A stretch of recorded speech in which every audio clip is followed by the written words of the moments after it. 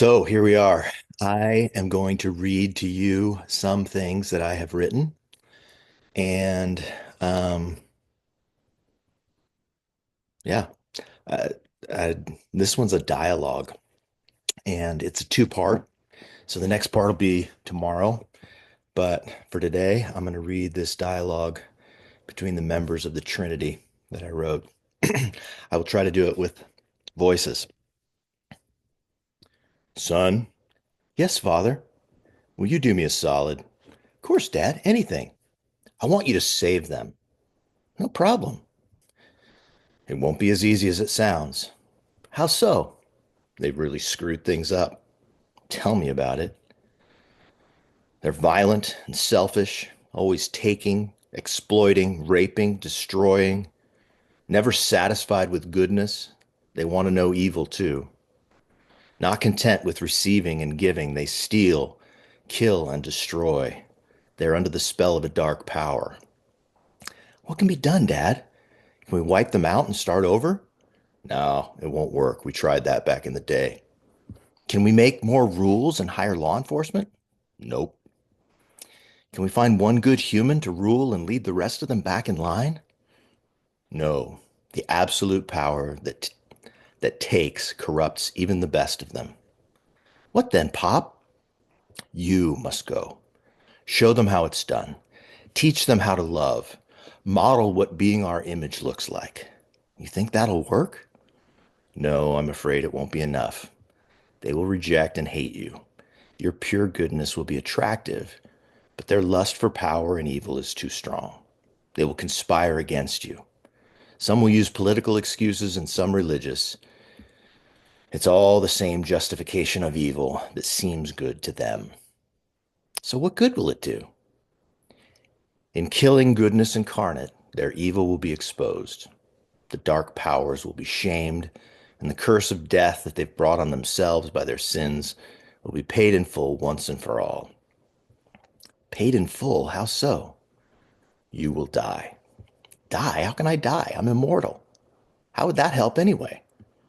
First, it would bring all their sin to a tipping point, making it utterly sinful and exposing evil for what it is. Then, in dying, you would be experiencing the curse of death that they brought on themselves. You would be dying because of their sins and for their sins. You will put an end to sin and death. So they won't sin or die anymore? No, unfortunately, that ship has sailed. They will still sin and they will still die, but it won't matter anymore. I'm not following, Dad. The mother comes in. You didn't see her there, did you? What your father's trying to say is that you have the power to break death for good, son. Thank you, honey. That's what I meant. Okay, Mom, how do I break death? Incarnation. By taking on humanity, you take on all of it. Birth, growth, life, death. You will be forever united to them. And as their champion, you'll represent them. I thought I would represent us and show them the image of God. Yes, you do, sweetie. But you also represent them. You show them what is possible for a human. In fact, you'll show them what is truest about them. Okay, so incarnation is all about representing? Yes and no, son. Your mom is right about what she said, but it's even bigger. You represent them in everything. By becoming human, you infuse every part of their existence with your life. Birth, growth, suffering, and death all will have meaning because all of it will be in union with us. And your father hasn't told you the best part yet. Good, because so far this doesn't seem so great for me. I mean, I'm up for an adventure and I'm willing to help out, but I don't like the ending. That's it, son. There will be a happy ending. We will raise you up. After you die, you'll rest a day or so, and then voila, resurrection. So I die and you bring me back. Not just back, son, through. You are immortal. You can't die. But you will, because of your incarnation. You become human, remember? Since you are both, you will die, but you will break death. You will taste it for all humanity. and you will break it for all humanity. Wow, that sounds like a great idea, Dad. What do they have to do to get in on it? Same as you. Die and trust us to raise them. That's it? Is there a ceremony or initiation? Nah, more of a sacrament, a mystery, really two. They can act out the dying and being raised part with you in baptism, and act out their dependence on your sacrifice in eating and drinking. Sacrifice?